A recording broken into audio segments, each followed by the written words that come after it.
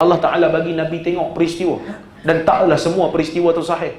Antara peristiwa yang tak sahih, apabila diceritakan Nabi SAW dikejar oleh Ifrit. Bisa dengar? Dulu. Ceramah dulu. Dia kejar Ifrit kejar Nabi kan. Kisah ini tidak sahih, sanad dia terputus. Kemudian ada cerita Nabi tengok orang perempuan dalam neraka, digantung payudara dia kan, kerana apa? Berzina kan. Itu juga tidak sahih. Dia terkeluar isi perut dia, makan isi perut dia sendiri. Yang tu palsu, tak sahih. Nabi tengok dunia tua. Nabi tengok dunia ni macam orang tua. Nabi tengok orang tua, tanya kat Jibril, siapa tu Jibril? Dia kata, tu dunia, dah tua dah. Yang tu pun palsu, tidak sahih. Kemudian Nabi nampak satu kaum, dia punya bibir dia tu macam bibir unta. Bibir unta kan besar kan, tebal. Lepas tu dia punya belah atas ni menutup hidung dia, menutup lubang hidung dia. Yang belah bawah ni pun sampai perut. Kemudian dipaksa masuk batu. Kemudian Nabi pun tanyalah. Nabi tanya, siapa tu? Batu tu batu daripada neraka, masuk kot mulut, keluar kot punggung. Nabi tanya, siapa tu? Ini adalah orang yang makan harta anak yatim secara zalim. Hadis ni terlalu dhaif, tak sahih. Terlalu dhaif, tidak sahih. Baik. Kemudian dikatakan Nabi nampak apa? Kaum yang mengetam gandum kan? Ketam tumbuh balik. Itu siapa dia? Orang yang infak fisabilillah kan? Ke bayar zakat? Saya tak ingat. Tapi sanad dia tidak sahih. Saya yang tak sahih saya tak apalah. Sebab tak sahih. Buat ganggu memori kan? Buat penuh memori cardnya. Tidak sahih. Baik. Kemudian ada riwayat yang mengatakan Nabi nampak satu kaum yang perut dia tu besar macam rumah, sehingga kembung sampai orang Perak kata merening, nampak belah dalam penuh dengan ular. Nabi tanya Jibril, siapa tu? Itu adalah pemakan riba. Itu juga tidak sahih, didhaifkan oleh Syekh Arnaud dan juga Syekh Albani. Kisah itu tak sahih. Baik tuan, banyak tak sahih ni kan? Tapi bila kita kata tak sahih, bukanlah bermakna kita sokong perbuatan makan riba tu. Tak, makan harta anak yatim tu memanglah dosa. Kisah Nabi nampak tu tak sahih. Kisah malam tu tak sahih. Cerita haram benda-benda tu memang ada lah dalil yang lain. Baik.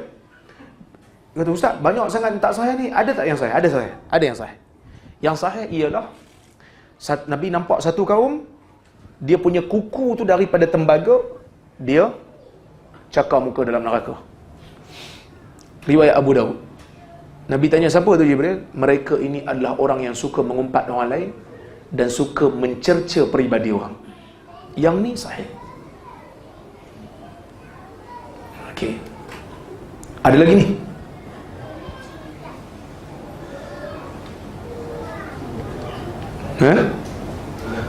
Satu kaum yang dia ni lidah dia panjang dia potong. Misalnya sahih tak? Ulama beza pendapat. Sebahagian kata hasan, sebahagian kata dhaif. Saya cenderung kepada pendapat yang kata dhaif. Yang betulnya selain daripada yang duk cakar-cakar tu,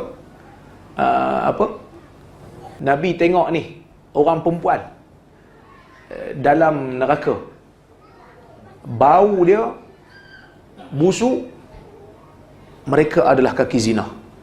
Yang itu sahih, disahihkan oleh Syekh Al-Albani. Begitu juga satu perempuan, satu kaum daripada kalangan wanita yang payudaranya dipatuk oleh ular. Nabi tanya Jibril, kenapa? Kerana mereka ini adalah orang yang tak memberi susu kepada anak. Tak beri susu pada anak. Maksudnya bukan maksud tak bagi breastfeeding semata-mata. Sebab zaman dulu breastfeeding lah kan. Maksudnya tak bagi susu sehingga budak tu kelaparan. Kalau dia tak bagi breastfeeding tapi dia bagi susu botol itu, tak kena lah.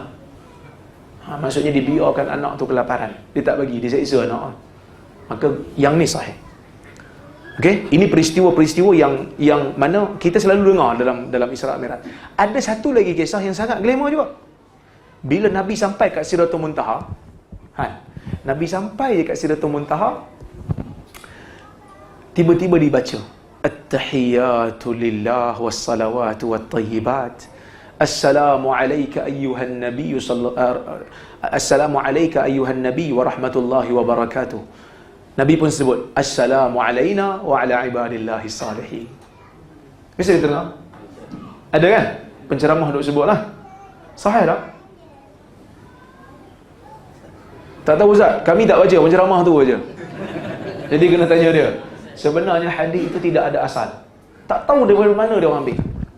Kerana tasyahud ni dia bukan masa tu. Tasyahud, riwayat tasyahud tak sebut pun, tak ada kaitan pun dengan Isra' Mi'raj. Tak ada kaitan pun dengan Isra' Mi'raj. Jadi kita kata kisah tu tak betul. Habis itu kalau kisah tu tak ada asal, Ustaz, macam mana tasyahud tu okey? Tapi kaitan tasyahud dengan kisah Isra' Mi'raj tak ada. Okey? Tapi nampak kisah tu memang dia reka bagus kan? Nabi sampai Sidratul Muntaha, at-tahiyyatu lillah was-salawatu wat-tayyibat. Segala apa? Segala puji bagi Allah dan salat-salat juga untuk Allah dan juga kebaikan-kebaikan untuk Allah. Assalamu alayka ayyuhan nabiy wa rahmatullahi wa barakatuh. Salam sejahtera ke atas engkau wahai Nabi dan rahmat Allah dan keberkatan Allah. Nabi pun jawab, Assalamu alayna wa ala ibadillahi salihin. Salam sejahtera ke atas kami dan ke atas hamba-hamba Allah yang saleh. Nampak macam baguslah dia reka tu, tapi tak ada asal. Tasyahud okey, tapi kaitan tasyahud dengan kisah ni tidak ada asal. Bila Nabi naik ke Sidratul Muntaha, Nabi kata, wa iza waraquha ka'adhanil filah. Aku tengok daun yang ada di Sidratul Muntaha itu seperti telinga gajah. Wa iza samaruha qalqilal. Buah yang ada dalam Sidratul Muntaha itu juga macam labu besar. Macam qullah. Qullah ni bekas air yang besar. Tu dipanggil 2 qolah. Air mustakmal kan 2 qolah. Dia letak labu air tapi besar kan. Baik.